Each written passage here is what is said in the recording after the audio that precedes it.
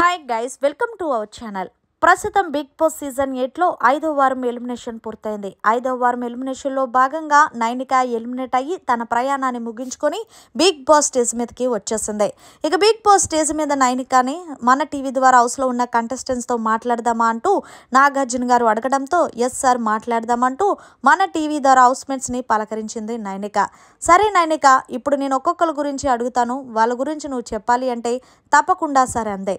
సరే, నిఖిల్ గురించి ఏం చెప్తావంటే, నిఖిల్ నా అన్న సార్. హౌస్లోకి వెళ్ళినసారి మొదటిసారిగా నేను కనెక్ట్ అయ్యింది అన్నతోనే. నన్ను చెల్లిలాగా చాలా బాగా సొంతంగా చూసుకున్నాడు. తనకి ఎప్పుడు వీలు దొరికితే అప్పుడు నన్ను నామినేషన్లో నుండి సేవ్ చేయడానికే చూశాడు. కానీ మొత్తానికి ఇలా బయటకు వచ్చేసాను. అన్న, నువ్వు నాకు ఇచ్చిన బాండింగ్, నువ్వు నాకు ఇచ్చిన ప్రేమ నేను మర్చిపోలేనిదు. నువ్వు ఈ సీజన్ విన్నర్ అవ్వాలని మనస్ఫూర్తిగా కోరుకుంటున్నాను. అంతేకాదు, అమ్మ ఒక మాట చెప్పింది నీకు, ఎక్కువ ఎవరితోనూ కూడా ఎమోషనల్ అవ్వద్దని. నువ్వు ఇక్కడ ఎమోషనల్ అవ్వకూడదన్నా. ఎందుకంటే హౌస్లో ఉన్న ప్రతి ఒక్క కంటెస్టెంట్ కూడా వాళ్ళ సౌలభ్యం గురించే వచ్చిన వాళ్ళు. నువ్వు అది మర్చిపోకన్నా అంటూ మంచిగా నిఖిల్కి చెప్పడంతో మిస్ యూ నాన్న అంటూ నిఖిల్ అనడంతో మిస్ యూ అన్న అంటూ నైనిక చెప్పుకొచ్చింది.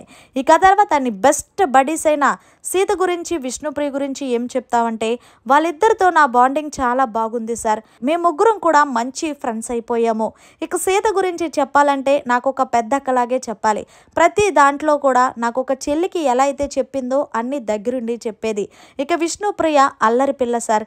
ఏదన్నా మనసులో ఉంటే అది బయటకు చెప్పేస్తుంది.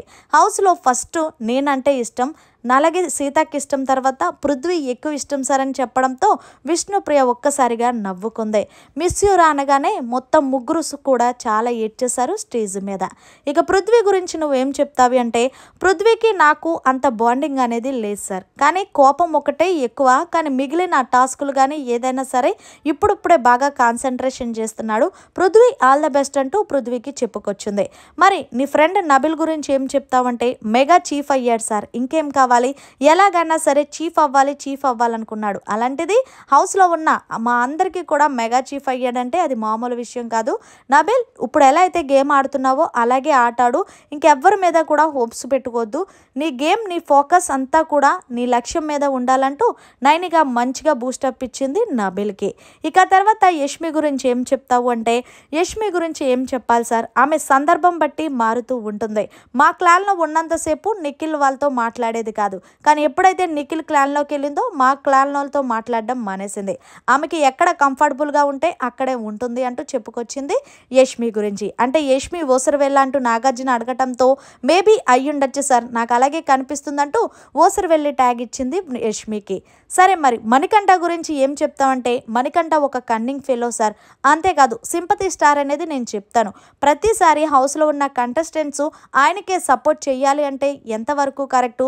అందులోనూ మణికంఠ ఏమనుకుంటాడంటే, హౌస్లో ఉన్న వాళ్ళందరూ నన్ను టార్గెట్ చేస్తున్నారని ఆడియన్స్కి ప్రూవ్ చేయాలని ఎప్పటికప్పుడు తన సింపతి గైన్ చేస్తాడు సార్. అదొక్కటే నాకు నచ్చదు. కానీ ఆయన ఏదైతే జ్యోతిష్యుడు టాస్క్ చేశాడో నిజంగా చాలా బాగా ఎంటర్టైన్మెంట్ ఇచ్చాడు సార్.